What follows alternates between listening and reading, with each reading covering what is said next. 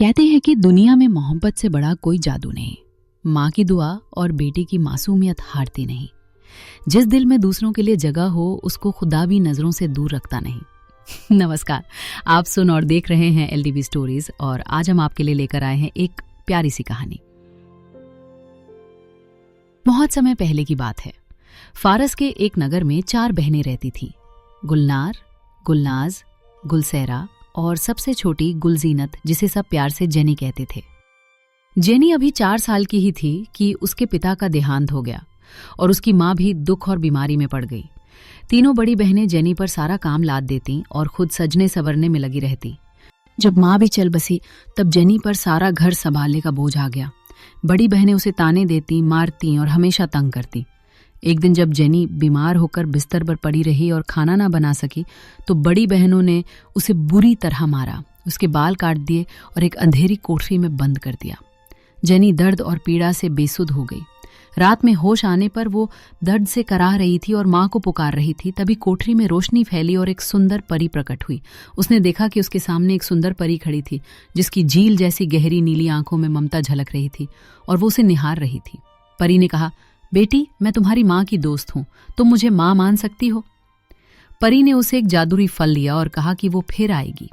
Jenny ने वो फल खा लिया और उसके शरीर में ताकत और ताजगी लौट आई। बड़ी बहनें जब वापस आईं तो फिर उसे मारने लगी। जेनी रोती हुई घर से निकल पड़ी और चलती चलती एक झोपड़ी तक पहुंची। वहां एक बूढ़ा आदमी रहता था जो बीमार और कमजोर था।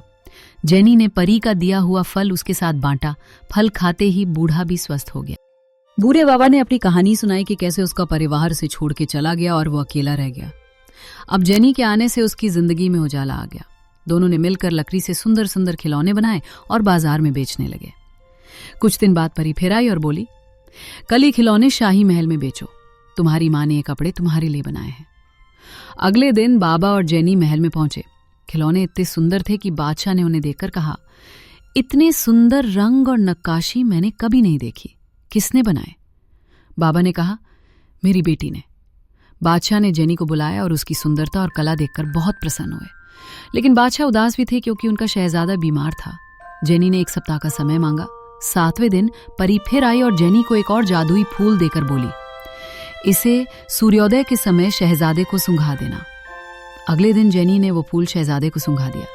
शहजादे का चेहरा खिल उठा, उसकी बीमारी दूर हो गई। बादशाह ने खुशी खुशी शहजादे का विवाह जेनी से कर दिया। शादी के बाद महल में उत्सव मनाया गया। जेनी और शहजादा गरीबों में धन और कपड़े बांट रहे थे। तभी जेनी ने देखा कि उसकी तीनों बहनें फटेहाल हाथ फैलाए खड़ी थी। जेनी ने उन्हें माफ कर दिया और अपने साथ रख लिया। उसी रात परी माँ फिर आई और बोली, बेटी, ये मेरी अंतिम यात्रा है।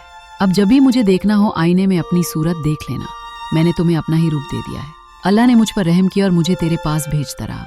मैं ही तेरी माँ हूँ। खुदा हाफिज। परी माँ ने उसका माथा चूमा और आकाश में चली गई। तो दोस्तों, इस कहानी से हमें ये सीखने को मिला कि सही मार्गदर्शन और धैर्य से हम किसी भी चुनौती को पार कर सकते हैं। आप क्या सोचते हैं? आपके जीवन में कौन सी ऐसी घटना थी जब किसी ने आपकी मदद की और आपने सफलता पाई? नीचे कमेंट्स में अपनी कहानी जरूर शेयर कीजिए ताकि हम सब मिलकर प्रेरित हो सकें। याद रखें, छोटी छोटी सलाह और समझौते भी कभी कभी बड़ी जीत का कारण बनते हैं। अगर आपको ये कहानी पसंद आई हो तो लाइक एंड शेयर करना ना भूलें और ऐसी और प्रेरणादायक कहानियों के लिए सब्सक्राइब करें। अगली बार फिर मिलेंगे एक नए संदेश और सीख के साथ। तब तक अपना और अपने अपनों का ख्याल रखें और हमेशा खुश रहें। धन्यवाद।